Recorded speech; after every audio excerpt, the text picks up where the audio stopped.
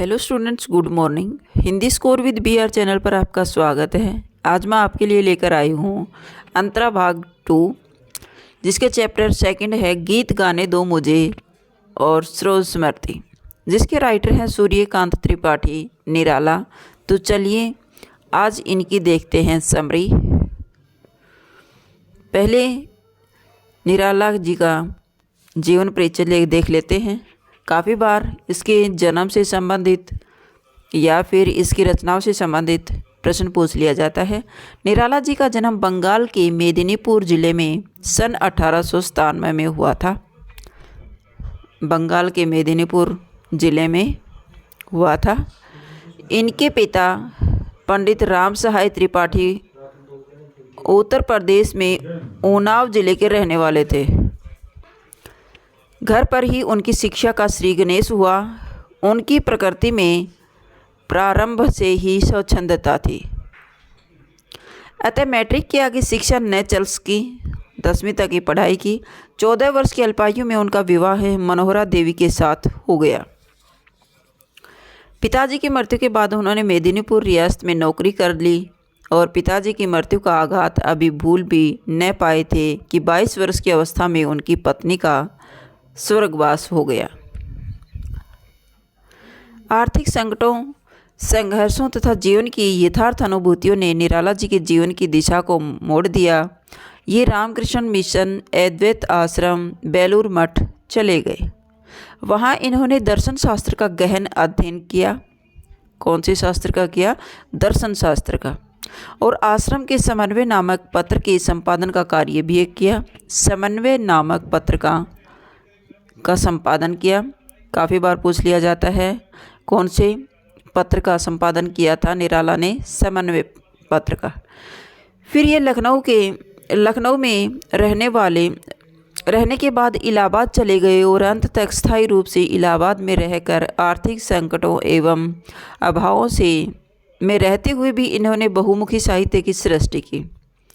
निराला जी गंभीर, दार्शनिक, आत्म अभिमानी एवं मानवतावादी कवि थे।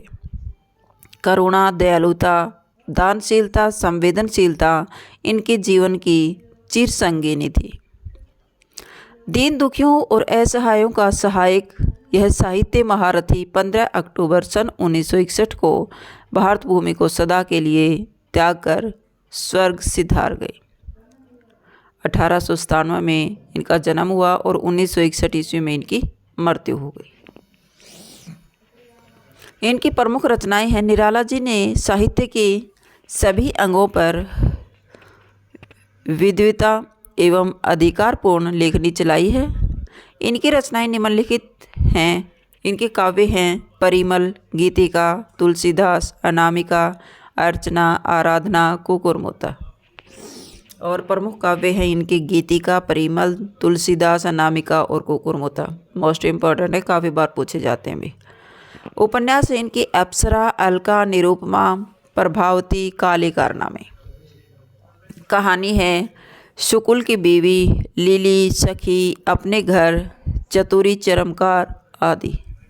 फिर निबंध हैं प्रबंध पद, प्रबंध प्रतिभा, चाबुक, रवंद्र कानन आदि इसके निबंध हैं। रेखा चित्र रहे हैं कूली भाट और बिलेसुर। कूली भाट और बिलेसुर काफ़ी बार प्रश्न पूछा जाता है कॉम्पिटिटिव एग्जाम में। जीवनी है राणा प्रताप, भीष्म, महाभारत, प्रहलाद, ध्रुव, शकुंतला आदि। अनुदित रचनाएं हैं कपाल, कुंडल, चंद्रशेखर आदि। फिर इसकी काव्यगत विशेषताएं हैं। निराला बहुमुखी प्रतिभा के धनी थे। खड़ी बोली में अपनी कविता लिखते थे। निराला जी छंदमुक्त कवि थे।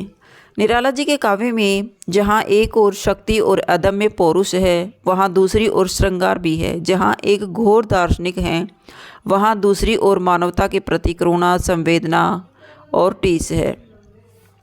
जहाँ एक ओर वृद्धि तत्व है, वहाँ दूसरी ओर हृदय तत्व है। कहीं जागरण है तो कहीं उन्माद और कहीं सिंह गर्जना है। कहीं छायावादी निराला है तो कहीं रहस्यवादी हैं। कहीं प्रगतिवादी हैं तो कहीं मानवतावादी कवि कहलाए। सन 1916 ईस्वी में इन्होंने प्रसिद्ध कविता जूही की कली लिखी। जूही की कली कब लिखी थी? सन 1916 में। मोस्ट इम्पोर्टेंट क्वेश्चन है, जिससे बाद में उन्होंने बहुत प्रसिद्धि मिली और वे मुक्त छंद के प्रवर्तक भी माने जाते हैं। निराला सन 1922 में रामकृष्ण मिशन के द्वारा प्रकाशित पत्रिका समन्वय के संपादन से जुड़े हैं। सन 1923 और 24 में वे मतवाला के संपादक मंडल में शामिल हुए। समन्वय और मतवाला पत्रिका के संपादन करते थे। वे जीवन भर पारिवारिक और आर्थिक संकटों से जूझते रहे और अपनी स्वाभिमानी स्वभाव के कारण निराला कहीं टिक कर काम नहीं कर पाई। अंत में इलाहाबाद आकर रहे और वहीं उनका देहांत हो गया। अब देखते हैं इन्होंने जो कविता लिखी, गीत गाने दो मुझे, यह जीवन में आने वाले संघर्ष को दर्शाती है। तो चलिए देखते हैं इसकी समरी। गीत गाने दो मुझे कविता में निराला ने ऐसे समय की ओर इशारा किया है जिसमें चोट खाते खाते, संघर्ष करते करते होश वालों के भी होश खो गए हैं। यानी जीवन जीना आसान नहीं रह गया है। जो कुछ मूल्यवान था वह लुट रहा है। पूरा संसार हार मानकर जहर से भर गया है। पूरी मानवता हाहाकार कर रही है। लगता है मानो पृथ्वी की लौ बुझ गई है। मनुष्य में जिजीविषा खत्म होती जा रही है। इसी लौ को जगाने की बात कवि कर रहा है और वेदना पीड़ा को छिपाने के लिए, उसे रोकने के लिए गीत गाना चाहता है। वेदना और पीड़ा से दुखी लोगों के मन में आशा की किरण जगाना चाहता है। निराशा में आशा का संचार करना चाहता है। नेक्स्ट है सरोज स्मृति। सरोज स्मृति भी उन्होंने अपनी बेटी की मृत्यु से दुखी होकर और उसी की याद में कविता लिखी है। सरोज स्मृति कविता निराला की दिवंगत पुत्री सरोज पर केंद्रित है। जो उनकी पुत्री सरोज थी उसकी मृत्यु पर केंद्रित है। यह कविता नौजवान बेटी के दिवंगत होने पर पिता का विलाप है।